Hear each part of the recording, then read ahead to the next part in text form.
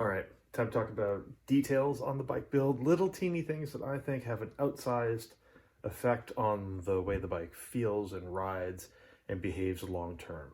Stuff that I think gets overlooked, stuff that I think is worth taking your time on, and things that I've done on this bike and many of my other bikes to sort of bring that extra little bit of I don't know, just sort of like solidness feeling to them. I guess not quite the right word.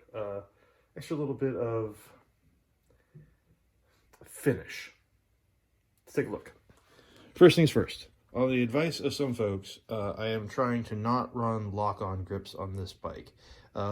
There's an argument to be made that I buy into and believe that because with lock-on grips you have a soft outer molded on top of a what has to be a rigid inner to slide onto the thing and then lock on.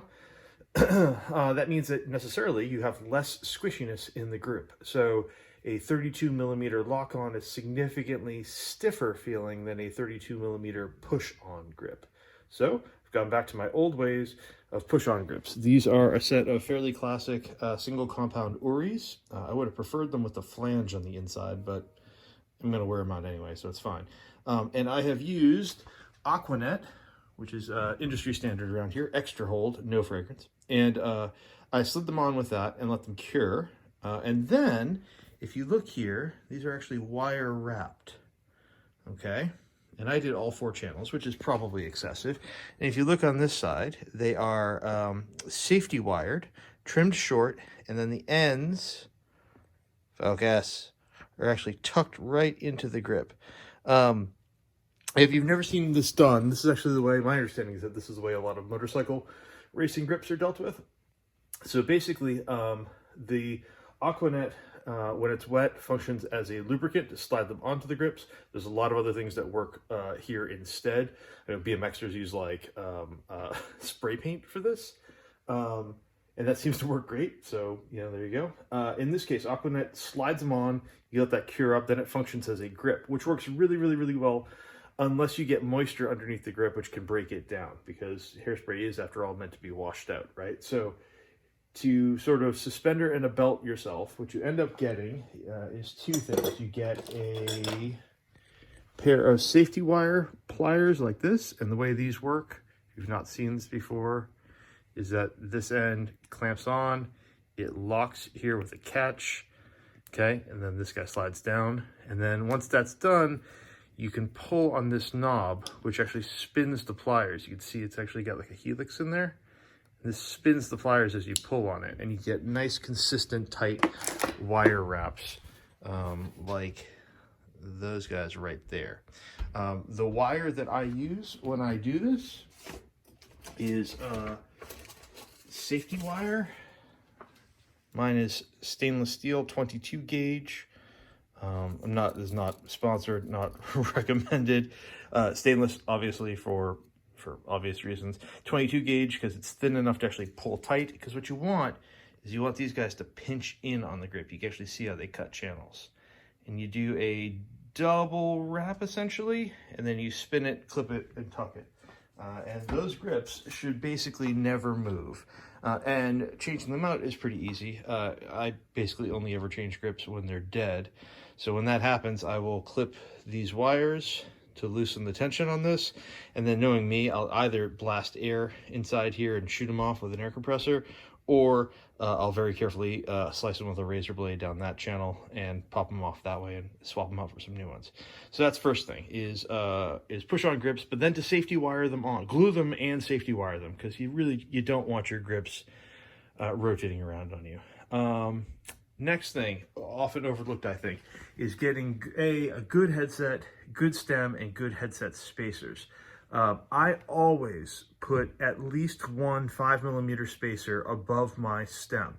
I don't ever like to have the cap here resting on the stem. And the reason for that, it's less of a problem on mountain bikes, but it can be a problem on road bikes with carbon steer tubes on the forks. My argument is that this pinch bolt, if the steer tube ends here at the top of the stem, this pinch bolt is very close to that, and you can end up with sort of a weird crushing force on the very edge of the steer tube when it's cut. And so by putting a 5mm spacer up on top, this is actually 2 5s.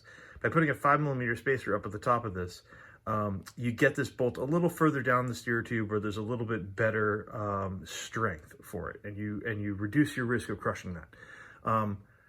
I have a full centimeter up here because this bike is new and I'm still dialing in position. I like to leave, when I have this bike spec'd, I spec'd it head tube lengthwise with a full centimeter underneath the stem, and then I'm leaving a centimeter on top, and that gives me a full 2 centimeters of sort of wiggle room if I ever needed it with my steer cut.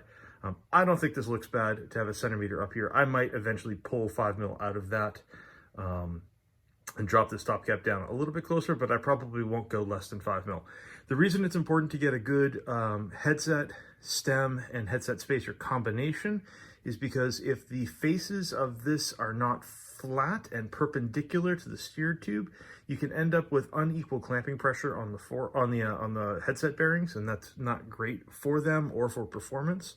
I've seen people go so far as to face the top and bottom of the stem. My move there has always just been to get good quality stems, Thompson, Raceface, whatever, like the good stuff. Okay, stay out of eBay, and that reduces the problem. And to use good headset spacers, these are Whiskey carbon ones, because I guess I decided to dork out on this bike. Also, I really like the color as much as anything else. I don't think the weight matters in this application.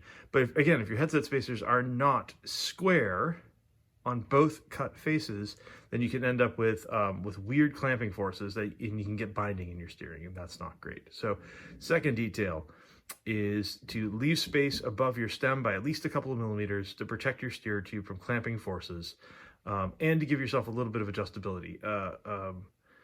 Your body can change over time, your flexibility can change over time, and slamming the stem and slamming the top cap on it gives you very little room for little tweaks to adjust the bike based on how your back is feeling or the terrain you're riding or whatever.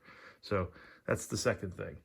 Third thing is kind of old school, but I think worth talking about. Chainstay protection. I see some really fancy guards, and on full suspension bikes, that might make sense.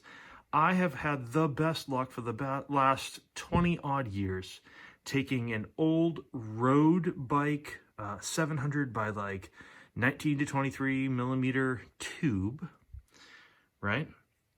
And I do a tuck on this end, and then I start doing wraps about half width all the way down. I had to do a gap here on the underside for a cable guide. I need to swap that out for a black, zip tie here. And now I'm looking at the other side and I'm realizing I didn't cut that one all that close. But anyway, wrap this guy all the way down to the end, and then I double secure it with a pair of 5mm zip ties, and then cut the thing flush there. And that protects my chainstay against chain slap. It's quiet.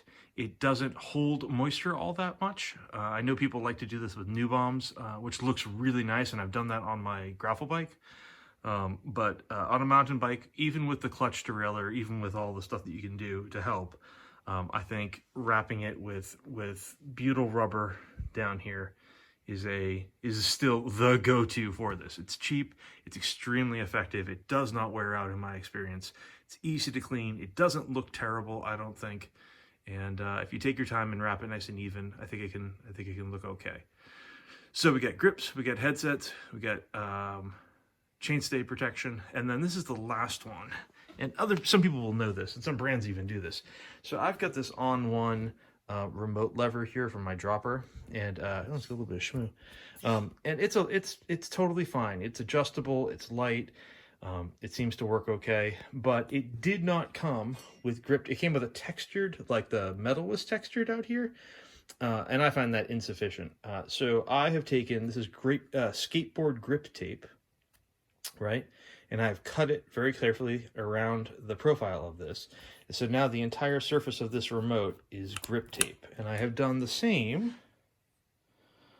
on this. I find these shifting paddles here, I may in fact do this one eventually, but the shifting paddles on these, I found them just, they were smooth, and that's disconcerting for me.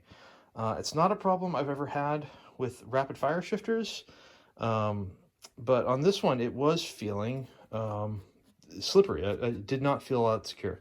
So I've grip taped them a little bit of grip tape, just a tiny little patch of it here. Again, I may in fact do this one. I know this one over here is going to work because my E13 dropper remote came with grip tape on it, and it was fantastic. And when I moved on to this bike, that remote stayed on the old bike, so I re-grip taped this one. And it just makes it so much more positive when you're rattling along and your thumb is slipping on metal with a glove on it and all the rest. It's not too aggressive. It doesn't hurt me or anything, but it really does just feel a lot more positive on the controls of the bike. So there you go. That's 4 tiny little details of bike building that I think make an outsized effect on the way the bike both builds and the way the bike sort of continues to work long-term on it. This is above and beyond all of the standard, like, get the bike surgically clean before you start to build the frame out, and using good lubricants, and using good quality components, and all that sort of stuff. Cheaping out, in my experience, it's very, very rare to find a inexpensive and high-performing part that will stand the test of time. It happens occasionally. There's, you know, deals that are out there that come through, but if you can, start with the good stuff and then build it slowly and carefully, and don't forget the little teeny details, especially things like touch points, stuff like grips and controls that you're actually going to be interacting with as you ride the bike, can make a huge difference to the confidence that you have when you're riding. So anyway, little tips. See you next time.